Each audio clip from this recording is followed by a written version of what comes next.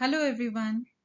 So let's do a quick revision of our chapter Microorganisms, Friend or Foe. Okay, let's start. So what are microorganisms? Micro means very tiny. Okay, so organisms which are very tiny living organisms, they are known as microorganisms. ठीक है, सो ये ऐसे organisms होते हैं जिससे आप बिना किसी इंस्ट्रूमेंट के, बिना किसी माइक्रोस्कोप, मैग्नीफाइंग ग्लास, किसी भी चीज की नहीं देख सकते.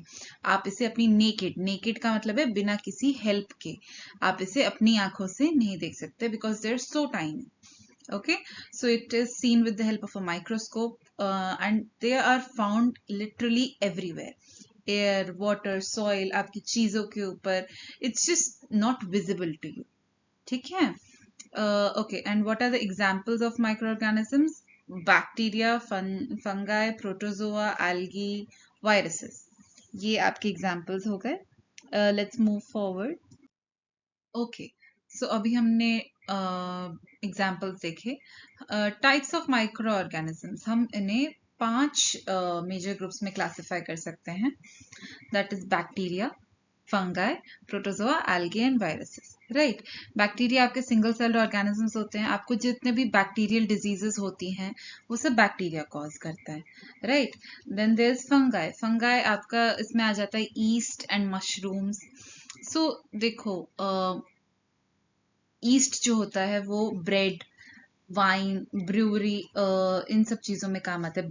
बेकिंग में ईस्ट यूज होता है. राइट, सो इसका एक फंक्शन ये हो गया आपका. मशरूम्स आपके जो उग जाते हैं, they come in the category of fungi. Understood. Protozoa. Now protozoa क्या होते हैं? This is a category with single celled organisms like amoeba. Amoeba आपने बुक्स में अपनी देखा होगा डायग्राम. अमीबा इरेगुलर शेप का होता है, सो वो प्रोटोजोअन कैटेगरी में होता है. It is a protozoa. Right, and then there's algae. Algae is a plant like organism found in water. So algae mostly कहाँ पाया जाता है? वाटर बॉडीज में पाया जाता है. ठीक है, आपने देखा होगा एल्गी को हिंदी में काई बोलते हैं.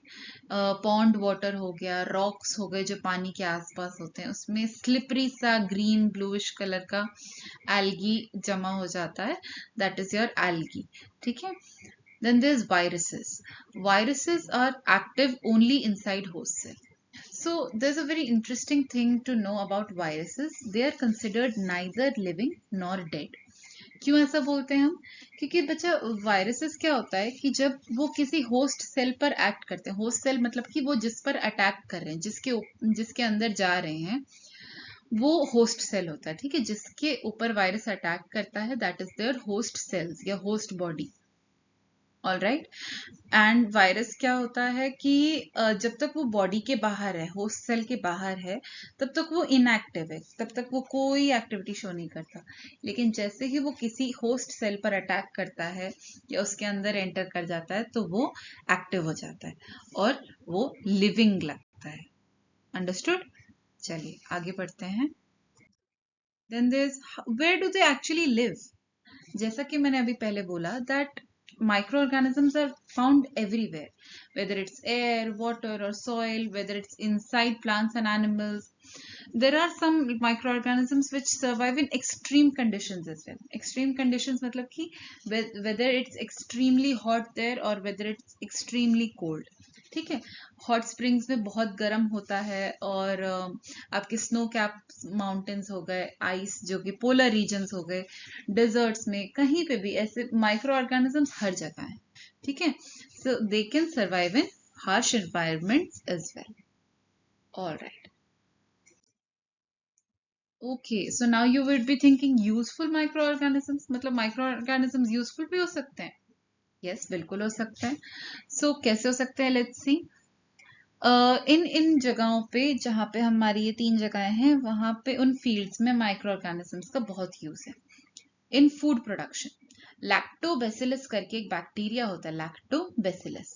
ठीक है, ये बैक्टीरिया होता है जो कर्ड में पाया जाता है. दूध से दही बनता है. राइट, सो दूध में जब लैक्टोबैसिलस की फॉर्मेशन होती है, लैक्टोबैसिलस जब आ जाता है तो वो कर्डलिंग ऑफ मिल्क में हेल्प करता है, जिसकी वजह से कर्ड फॉर्मेशन होता है। तो दिस इज अ बैक्टीरिया जिसका अच्छा यूज है, क्योंकि कर्ड बहुत हेल्दी होता है, कर्ड लोग खाते हैं, right. Then there is yeast, मैंने आपको बताया था यीस्ट इज अ फंगाई जो कि ब्रेड बेक करने में, बेकिंग में बहुत यूज होता है। और स्पेशली ब्रूअरी, ब्रूअरी मतलब कि जैसे आपके बियर्स और वाइन्स, इन सब में भी जब ये बनते हैं तो अल्कोहल मतलब कि, तो वहां पे भी ईस्ट का इस्तेमाल किया जाता है, बेकिंग इंडस्ट्री में और अल्कोहल इंडस्ट्री में। ठीक है। नेक्स्ट इज आपका एग्रीकल्चर। एग्रीकल्चर में भी बहुत हेल्पफुल है, क्योंकि सॉइल की जो फर्टिलिटी है, फर्टिलिटी क्या होता है, उसकी जो एबिलिटी होती है सॉइल की, कि उसमें क्रॉप्स ग्रो कर सके। फर्टाइल सॉइल, राइट, जितना ज्यादा सॉइल फर्टाइल होगी उतने ही ज्यादा उसमें क्रॉप्स अच्छे से ग्रो कर पाएंगे। क्रॉप्स हो गए, प्लांट्स हो गए। सो बैक्टीरिया या माइक्रो ऑर्गेनिजम्स जो होते हैं, हेल्पफुल जो होते हैं, वो सॉइल की फर्टिलिटी बढ़ाते हैं और नाइट्रोजन फिक्सेशन में हेल्प करते हैं। आगे हम देखेंगे नाइट्रोजन फिक्सेशन क्या होता है। नाइट्रोजन एटमॉस्फेयर में पाया जाता है, जो कि हमें चाहिए, रूट्स को, प्लांट्स को नाइट्रोजन चाहिए होता है। तो वो क्या करते हैं, ये बैक्टीरिया क्या करते हैं, जो एटमॉस्फेयर होता है उससे नाइट्रोजन लेके उसे कन्वर्ट करते हैं और फिर ऐसे ऐसे मटेरियल में कन्वर्ट करेंगे जो कि उसे रूट्स में हम फिक्स कर सकें। तो वो क्या कर रहे हैं, एटमॉस्फेरिक नाइट्रोजन को लेकर उसे ऐसी चीज में कन्वर्ट कर रहे हैं जो कि प्लांट्स यूज कर सकें, राइट। ताकि वो फिक्स हो जाएगा उनके रूट्स में, प्लांट्स की रूट्स में, और फिर वो प्लांट्स उसे यूज कर पाएंगे उस नाइट्रोजन को। नेक्स्ट आ जाता है आपका मेडिसिन। मेडिसिन फील्ड में या मेडिसिन में कैसे यूज होता है, एंटीबायोटिक्स में माइक्रो ऑर्गेनिजम्स बहुत यूज होते हैं और helps in making vaccine. So vaccine या एंटीबायोटिक्स में क्या होता है ना, वैक्सीन का इट्स वेरी इंटरेस्टिंग थिंग। वो क्या करते हैं, जब हमें वैक्सीन किसी चीज की बनानी होती है या फिर हमें एंटीबायोटिक्स या एंटीबॉडीज के लिए, तो क्या करते हैं कि थोड़ा अमाउंट माइक्रो ऑर्गेनिजम्स का लेते हैं जो कि उस डिजीज को कॉज कर रहे हैं। ठीक है। फिर वो ऐसे माइक्रो ऑर्गेनिजम्स होते हैं जो कि थोड़े वीकेंड होते हैं, वीक करके उन्हें बॉडी में इंजेक्ट किया जाता है। वैक्सीन का यही सीन होता है। वैक्सीन का क्या होता है कि उसमें जो पैथोजन, जो डिजीज वो कॉज कर रहा है वो माइक्रो ऑर्गेनिज्म, वही माइक्रो ऑर्गेनिज्म लिया जाता है, उन्हें वीक किया जाता है, फिर उन्हें ब्लड में इंजेक्ट किया जाता है, ताकि क्या हो, ब्लड हमारी बॉडी जो है वो अपने आप उस बीमारी से लड़ने के लिए एंटीबॉडीज बनाएगी, सोल्जर्स बनाएगी। तो फिर हमारी बॉडी प्रिपेयर्ड रहेगी कि जब एक्चुअल में कभी इन फ्यूचर वो माइक्रो ऑर्गेनिज्म या वो पैथोजन या फिर वो चीज जो हमें ये डिजीज कॉज कर सकती है वापस हमारे ब्लड में आए या हमारी बॉडी में आए, तो हमारी बॉडी ऑलरेडी उन सोल्जर्स के साथ प्रिपेयर्ड हो जो इन बीमारियों से लड़ सके। वैक्सीन का ये क्राइटेरिया होता है। ठीक है, चलिए। So as we can see कि micro organisms are proving to be really useful as well. Alright, next आ जाते हैं हार्मफुल। सो अब यूजफुल हैं तो हार्मफुल भी होंगे। There are some microorganisms which are harmful to us as well. ठीक है, देखते हैं जैसे कि कौन कौन से हो सकते हैं। Some microorganisms cause diseases. Humans में कॉलेरा, ट्यूबरकुलोसिस, मलेरिया, ये सब बैक्टीरियल डिजीजेस हैं आपकी, जो कि बहुत ही प्रॉब्लमेटिक हो सकती हैं। फिर आ जाता है प्लांट्स में। प्लांट्स में भी डिजीजेस होती हैं। रस्ट ऑफ व्हीट हो गया, सिट्रस कैंकर हो गया, ये उनकी डिजीजेस के नाम है, जिसकी वजह से उनकी फर्टिलिटी खराब हो जाती है, वो प्लांट्स ही पूरे खराब हो जाते हैं जब ये सारी चीजें उनके साथ होती है। तो एनिमल्स में माइक्रो ऑर्गेनिजम्स पाए जाते हैं एंथ्रैक्स, जो कि डिजीज कॉज करते हैं। नाउ एक और पॉइंट लिखा हुआ है यहाँ पे, प्लांट्स में they also spoil food and cause food poisoning.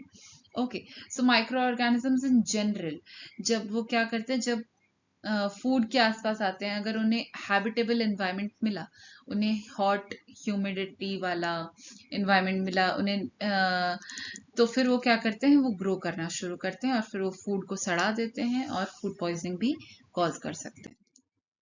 ठीक है, सो फूड प्रेजर्वेशन।